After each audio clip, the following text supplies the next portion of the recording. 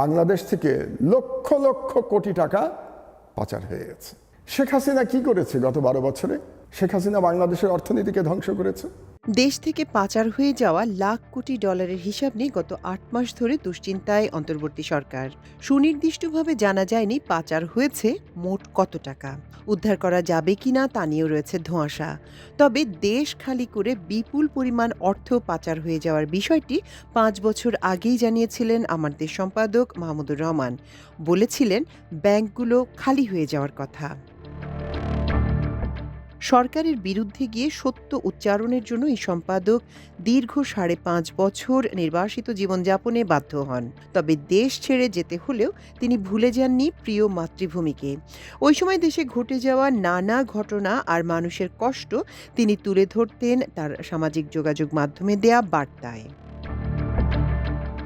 Malaysia থেকে দেয়া তেমনই এক বার্তায় দেশ থেকে বিপুল পরিমাণ অর্থ বিদেশে পাচারের বিষয়টি তুলে ধরেন তিনি। গত 10 বছরে বাংলাদেশ থেকে লক্ষ লক্ষ কোটি টাকা পাচার হয়ে গেছে এবং এই সমস্ত টাকা পাচার করেছে আমলারা, রাজনীতিবিদরা, সরকার দলীয় যারা আছে তারা, এবং এই পাচার করে বাংলাদেশকে দেউলিয়া করে দিয়েছে। শেখ হাসিনা কি করেছে গত 12 বছরে? শেখ হাসিনা বাংলাদেশের অর্থনীতিকে ধ্বংস করেছে।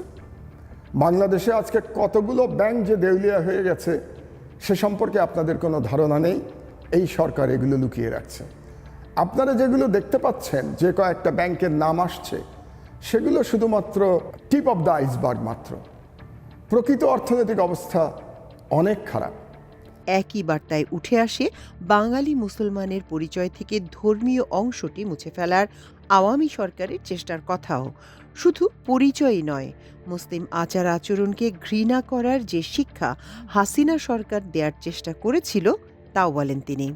জয়লাভ করার পর থেকেই তারা ইসলামকে প্রতিপক্ষ হিসেবে ধরে নিয়েছিল, কারণ তারা জানতো যে ইসলামী মূল্যবোধ যদি সমাজ থেকে সরিয়ে ফেলা যায় তাহলে এই সমাজের দুর্নীতি চারদিকে বিস্তার লাভ করবে, এবং প্রকৃতপক্ষে তাই হয়েছে।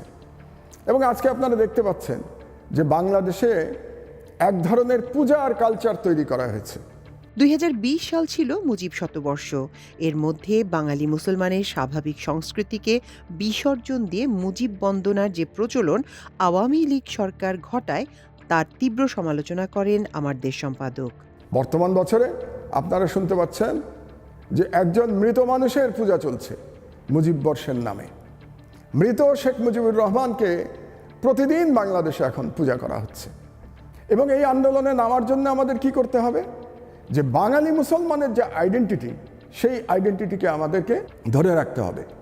কারণ এই প্রায় 50 বছর ধরে সাংস্কৃতিক আগ্রাসন চালানোর ফলে বাঙালি মুসলমানের যে মুসলমানিত্ব, সেটা এক অর্থে বিভ্রান্ত করবার চেষ্টা করা চলছে।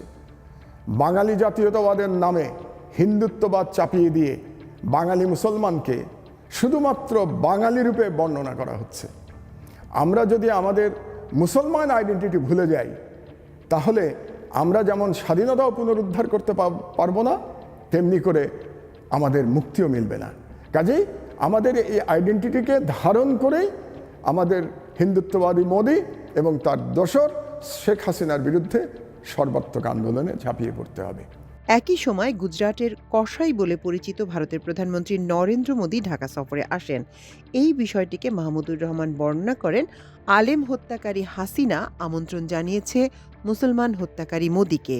এটি যেন এক কসাইয়ের অন্য কসাইকে আহ্বান। একজন আলেমদের গণহত্যাকারী শেখ হাসিনা ভারতীয় মুসলমানদের গণহত্যাকারী মোদীকে বাংলাদেশে নিয়ে আসছেন পূজা করবার জন্যে। এ সময় আলেম ওলামাদের সরকার বিরোধী বিক্ষোভের কথাও উঠে আসে তার বক্তব্যে। কি করে ২০১৩ সালে শাপলা চত্বরে গণহত্যার পরও আলেমরা সরকারের বিরুদ্ধে তাদের বিক্ষোভ অব্যাহত রাখে সে কথাও উঠে আসে তার বার্তায়। তো আজকে সেই ব্যর্থতা ঢাকতে কারা এগিয়ে এসছেন? বাংলাদেশের আলেম সমাজ এগিয়ে এসছেন। তারা এখন বিক্ষোভ করছেন, তারা এখন রাস্তায় নামছেন এবং বিপুল সংখ্যায় রাস্তায় নামছেন। আর তাদের সাথে যোগ দিচ্ছে ঢাকা বিশ্ববিদ্যালয়ের বেশ কিছু দেশপ্রেমিক তরুণেরা। কাজেই আবার যেন বাংলাদেশে আমরা আশার আলো দেখতে শুরু করেছি যে হয়তোবা বাংলাদেশ একটা বিপ্লবের প্রক্রিয়ার মধ্যে উপস্থিত হয়েছে। এই প্রসঙ্গে আমি মনে করিয়ে দিতে চাই 2013 সালের আলেমদের বিপ্লবের কথা। সেই হেফাজতের বিপ্লবে হ্যাঁ, চূড়ান্ত বিজয় হয়তো আমরা ছিনিয়ে আনতে পারিনি, কিন্তু সেই বিপ্লব ব্যর্থ হয়নি। আমার বিবেচনায় সেই বিপ্লব সফল হয়েছে, কারণ সেই বিপ্লব সফল না হলে শাহবাগের হিন্দুত্ববাদীরা আজকে ইতিহাসের আস্তাকুরে নিক্ষিপ্ত হতো না। একই সঙ্গে আশাবাদ ব্যক্ত করেন এই আলেম আর ঢাকা বিশ্ববিদ্যালয়ের শিক্ষার্থীরা মিলে শিগগিরই একটি গণ অভ্যুত্থান ঘটিয়ে ফেলবে। আমি আহ্বান জানাবো আলেম সমাজের প্রতি যে আপনারা ঐক্যবদ্ধ থাকবেন। ঐক্যবদ্ধ যদি থাকতে পারেন তাহলেই আপনাদের এবারকার আন্দোলনেও বিজয় লাভ করা সম্ভব হবে। আপনাদের মধ্যে অনৈক্য সৃষ্টি করবার নানা রকম প্রচেষ্টা করা হবে, কিন্তু আপনারা সে সমস্ত অনৈক্যের যে ফাঁদগুলো থাকবে সেগুলো এড়িয়ে চলবেন, এই আপনাদের কাছে আমার অনুরোধ। আমার দেশ সম্পাদকের এই আশাবাদের বাস্তবায়নে আমরা দেখলাম 2024-এ দেশের সব স্তরের মানুষ রাস্তায় নেমে এসে ধসিয়ে দিল শেখ হাসিনা সরকারের মসনদ। একজন সম্পাদকের, একজন নেতার সবচেয়ে বড় গুণ তার দূরদর্শিতা, বর্তমান পরিস্থিতি দেখে এবং অতীত পর্যালোচনা করে নির্ভুলভাবে ভবিষ্যৎ বলতে পারার দক্ষতা। মাহমুদুর রহমান ঠিক সে ধরনেরই একজন সম্পাদক, জাতি যার কলমের উপর নির্ভর করতে পারে নির্ভয়ে। মাল্টিমিডিয়া ডেস্ক, আমার দেশ।